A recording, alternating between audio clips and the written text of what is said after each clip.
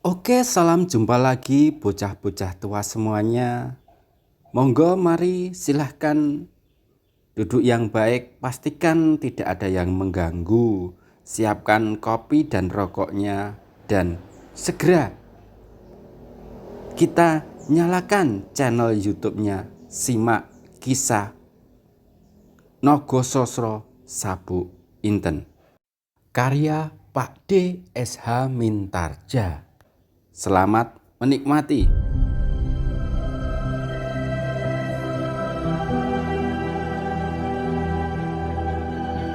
Pada episode yang lalu dikisahkan bahwa Mahesa Jenar belum juga terbebas dari kecurigaan warga Kademangan.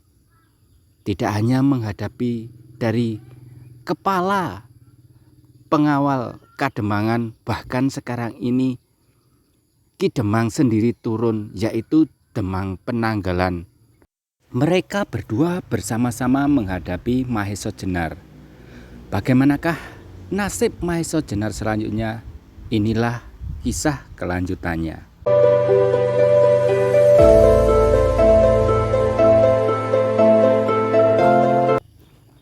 Maka segera Mahesa Jenar menjadi sibuk berpikir, apakah maksud yang sebenarnya dari Demang tua itu? Penduduk yang mengitari pertarungan itu dengan asik menyaksikan gerak masing-masing dengan keheran-heranan.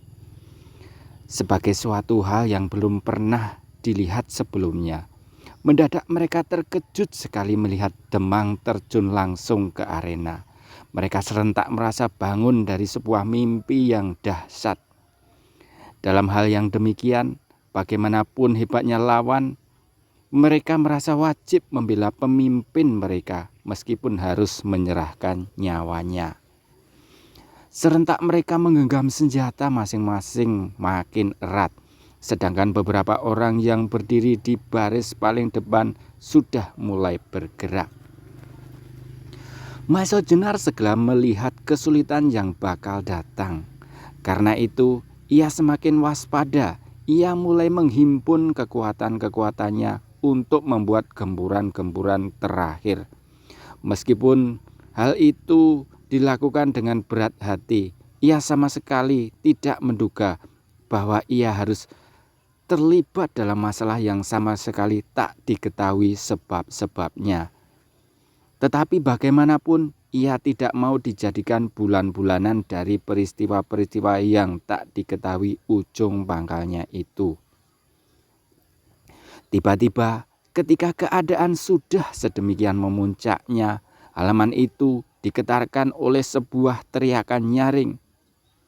Adi Penanggalan dan Adi Mantingan, apa yang terjadi?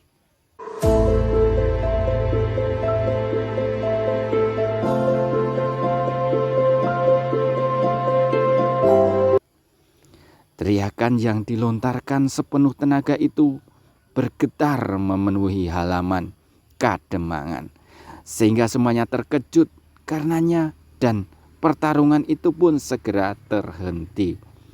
Ternyata yang berteriak itu adalah Ki Asem Gede yang datang untuk mengobati Bau Rekso dan Gagak Ijo. Apa yang terjadi? Ulangnya. Perlahan-lahan matanya memandang berkeliling ke wajah-wajah yang berdiri di sekitar halaman itu.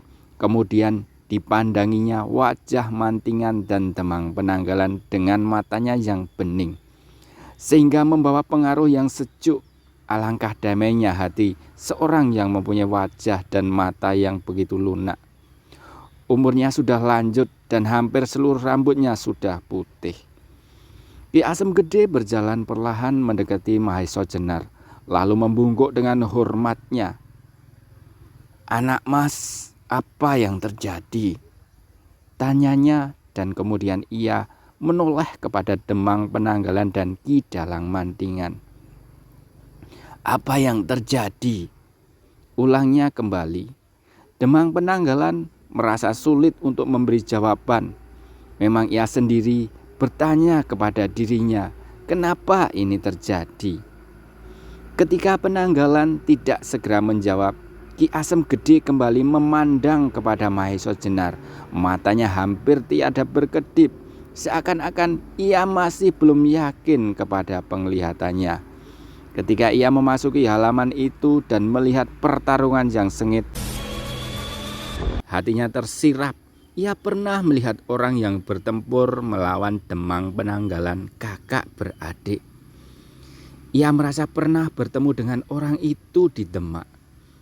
Ketika ia bersama-sama dengan kakaknya yang juga seorang ahli obat-obatan mematuhi panggilan Panji Danapati untuk mengobati anaknya yang sakit.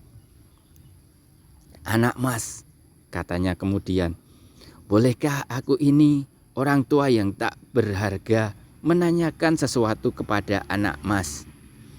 Melihat wajah orang tua itu, hati Mahesa Jenar menjadi lunak seketika. Bahkan ia agak malu kepada diri sendiri yang masih sedemikian mudahnya terbakar oleh nafsu. "Silahkan Bapak," jawabnya. "Apakah kiranya yang ingin Bapak ketahui?" Maafkanlah orang tua ini," kata orang tua itu selanjutnya sambil menatap Mahesa Jenar dengan penuh perhatian. "Maafkan aku kalau aku berani mengatakan bahwa aku pernah bertemu dengan anak Mas di Demak." Mendengar pernyataan ini, Mahesa Jenar mengerutkan keningnya. Ia mulai mengingat-ingat apakah ia benar-benar pernah bertemu dengan orang itu.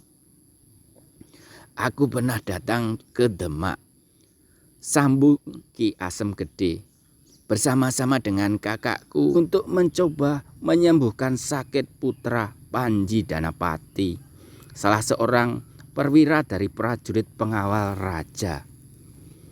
Mendengar kata-kata Ki Asem Gede, tiba-tiba Mahesa Jenar jadi teringat pertemuannya dengan orang tua itu.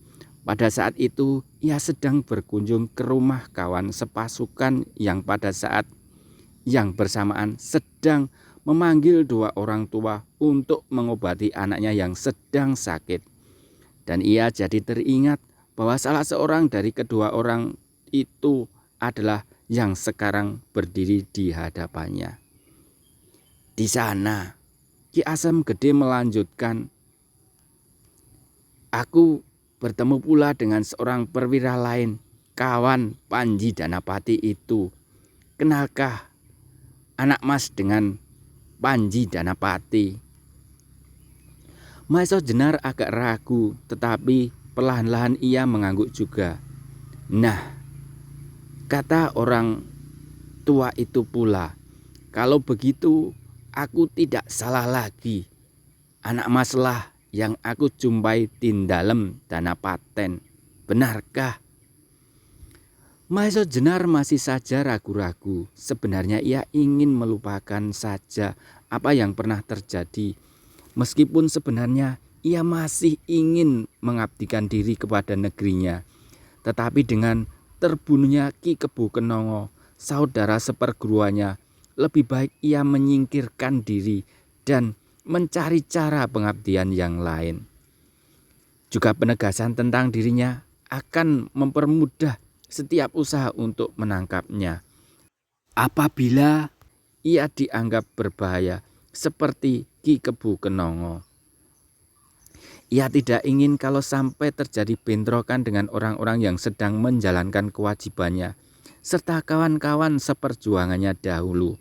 Maka lebih baik baginya untuk menjauhkan diri dari setiap kemungkinan itu. Tetapi sekarang ia tidak dapat mengingkari pertanyaan orang tua itu. Karena itu kembali Mahesa Jenar mengangguk lemah. Oleh anggukan itu, tiba-tiba Ki Asem Gede membungkuk lebih hormat lagi dan dengan suaranya yang lembut ia berkata, "Kalau begitu, anak Mas ini adalah tuanku Ronggo Tohjoyo."